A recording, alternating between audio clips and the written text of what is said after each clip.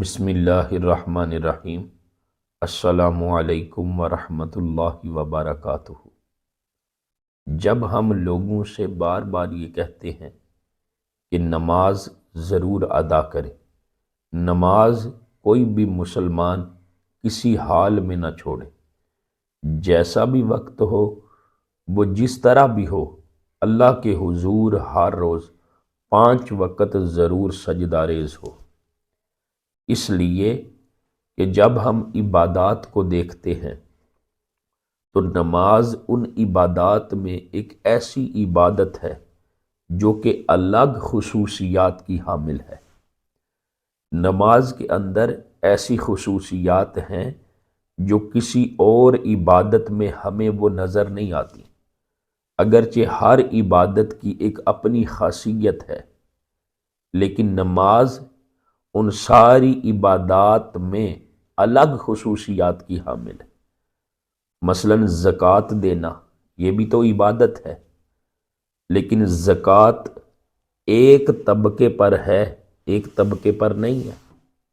امیر لوگوں کا جو طبقہ ہے ان پر زکوٰۃ فرض ہے، لیکن جو غریب لوگوں کا طبقہ ہے اس پر زکوٰۃ فرض نہیں ہے۔ اسی طرح حج بھی عبادت ہے۔ حج صاحب استطاعت صحت مند لوگوں پر کہ جو سفر حج کر سکتا ہے، صاحب حیثیت ہے، اس پر فرض ہے، دوسرے بندے پر نہیں ہے۔ اسی طرح آپ جہاد کو دیکھ لیں، جہاد کا اگر حکم دیا جائے تو جہاد مردوں پر اور جوانوں پر فرض ہے، بچوں پر اور بوڑھوں پر، عورتوں پر جہاد فرض نہیں ہے۔ اسی طرح اگر ہم دیکھتے چلے جائیں روزہ بھی تو عبادت ہے۔ تو روزہ جب دیکھتے ہیں نا تو روزے کے لیے شرط یہ ہے کہ بندہ صحت مند ہو، تندرست ہو۔ اگر روزہ رکھنے کی وجہ سے اس کی صحت ڈسٹرب ہونے کا اندیشہ ہو تو اس کے لیے رخصت ہے کہ وہ روزے کی قضا بھی کر سکتا ہے۔ اگر ڈاکٹر کوئی مستند انتہائی قابل ڈاکٹر اس کو یہ کہتا ہے کہ آپ روزہ رکھیں گے تو آپ کی صحت کو نقصان ہوگا، تو وہ روزہ نہ رکھ کر فدیہ بھی ادا کر سکتا ہے۔ یعنی بات عرض کرنے کا مقصد یہ ہے کہ روزہ عبادت ہے، لیکن اس میں رخصت بھی ہے۔ لیکن نماز ایک وہ خاص عبادت ہے جس میں کسی طرح کی کوئی رخصت نہیں ہے۔ یہ ہر طبقے کے اوپر فرض ہے، کوئی امیر ہے، کوئی غریب ہے، کوئی مسافر ہے، کوئی مقیم ہے، کوئی صحت مند ہے، کوئی بیمار ہے۔ اگر جس کو بھی دیکھا جائے تو نماز ہر ایک کے اوپر فرض ہے۔